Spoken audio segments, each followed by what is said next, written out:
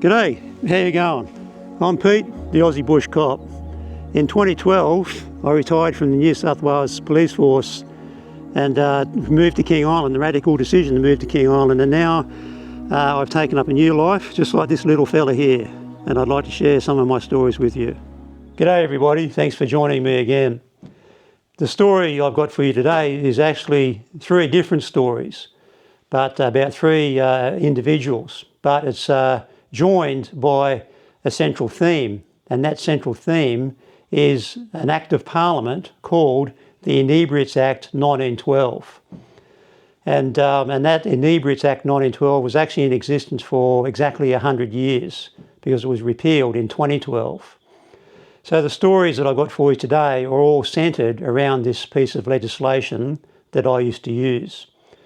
And what the legislation is for is to give protection to people who are routinely abusing alcohol and becoming victims of crime. And so the first person that I'll tell you the story about, I'll just call her Mary. And Mary was, I think, in her 40s when this happened.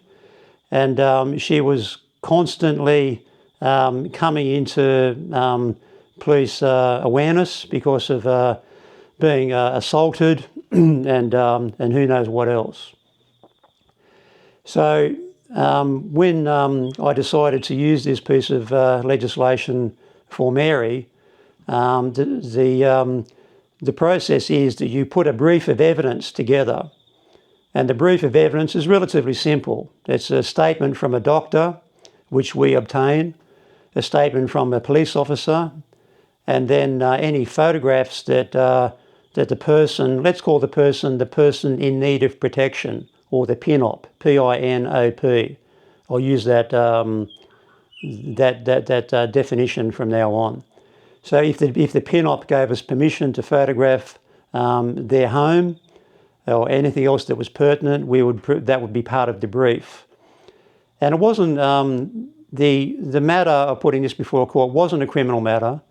So it wasn't like we had to prove something beyond a reasonable doubt. It was on the balance of probabilities. And it wasn't a hearing, as you do in a criminal matter, where people go into the witness box and are cross-examined. It's what you call a hand-up brief.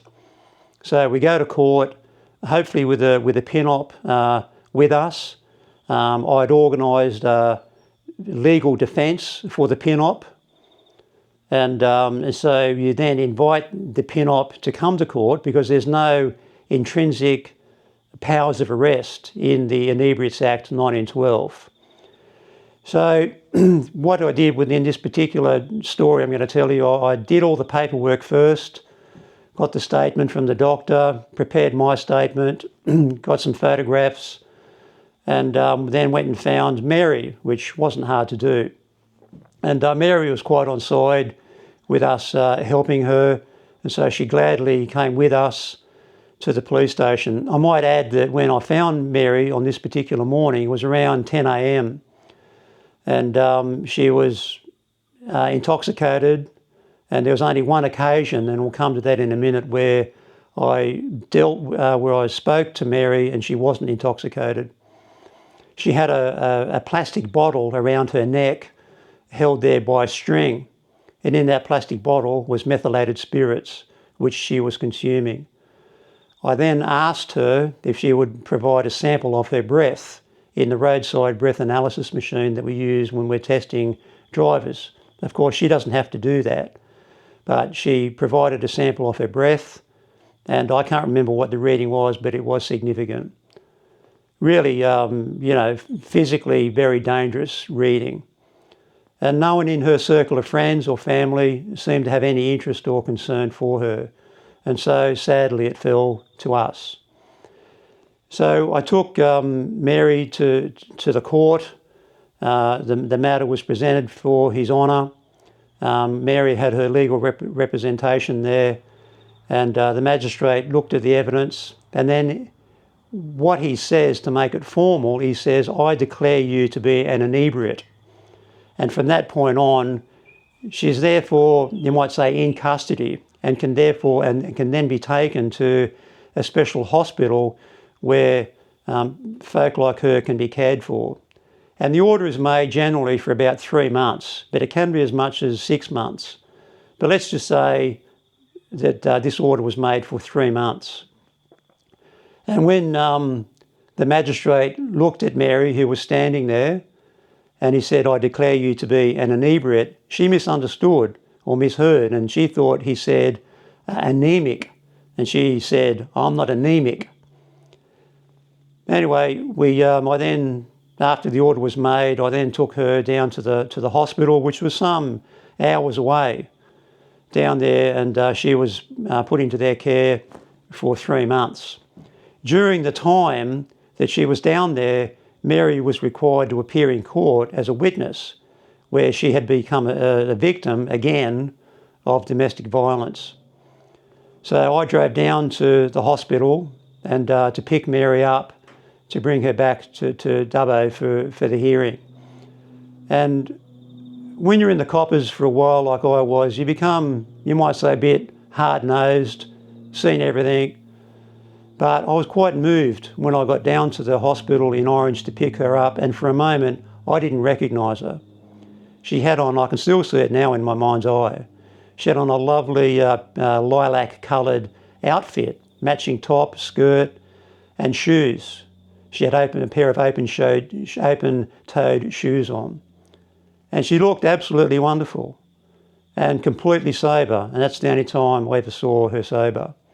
Of course, after she was released from that hospital's care, her life went back to what it was. And that's sad, but at least for 3 months, and 3 months at a time, because I did this with Mary a number of times, we just knew that she was safe and that she was being cared for. The second story that I'll share with you, let's call this bloke John. And John was probably in his 50s. And John knew that I was one of the police that used to use this piece of legislation, because there was only 2 of us. Out of all the police in Dubbo, there was only 2 of us that used to use it. And that was probably because that was all that was really required to use it. Anyway, so I remember it was either a Friday or Saturday night. I was on night shift, and it was as it was normal, it was very, very busy. And I came to outside of the home where John lived, and John was very drunk. And so he said to me, they would call us Sarge. And Sarge was really a term of endearment, you know, and an abbreviation of sergeant. And it was like a term, Sarge was meant something like it was a nice thing to say. And he came up to me and said, Sarge, lock me up. Now I knew what he meant by that, but I said, John, I can't do it tonight, mate. We're just too busy. I'll come back and see you next week and we'll do it then. But he was desperate for care. And again, no one in his circle of friends or neighbours or anyone else in that community was prepared to help, or maybe even knew how to help. So anyway, I then went after that, very soon after that, I then went on annual leave for probably a couple of weeks. And when I came back, I learnt about the death by one of John's friends who had fallen into one of the local rivers in a very intoxicated state and drowned. And when I heard that, I thought, oh my goodness, I'd better do something about John. So I went and found John. I would have had most of the brief done, the things that I required to put it before the court. And so I then went and found John, and he was quite willing and happy to come with me to the court, where we would put the matter before His Honour. And so again, I organised legal representation for John. And so when you're in court, it's important to know that the only people that can sit at the bar table are the prosecutor and the defence counsel. Or if you're representing yourself, you can sit at the bar table. So the defence counsel was sitting on my right, the prosecutor on the left.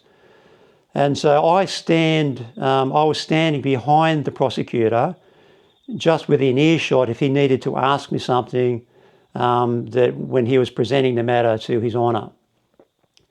But John was standing there sort of drifting towards me. And His Honour said to John, "Sir, go and stand with your defence counsel." And he said, "No," he said, "the Sarge looks after me. The Sarge always looks after me." And so His Honour looked at the evidence. I actually took, I remember taking photographs of John's home and presenting them, and it was just incredibly sad. John's home, I don't think there was a single piece of furniture in there, a mattress on the floor. There was holes in the gyprock lining of the home and blood splattered up the wall. And John was never someone who was a perpetrator of crime. He was simply a victim. And I do remember once after I transferred from that posting, I was walking past John once in the main street, and I had my sons with me, and they're both big men. And as I walked past John, he said to his mates, he recognised me, and he said he locked me up once. And I think by that he meant that I arrested him and charged him, and that was never the case. I was sort of, in a sense, quite fond of John and only wanted the best for him.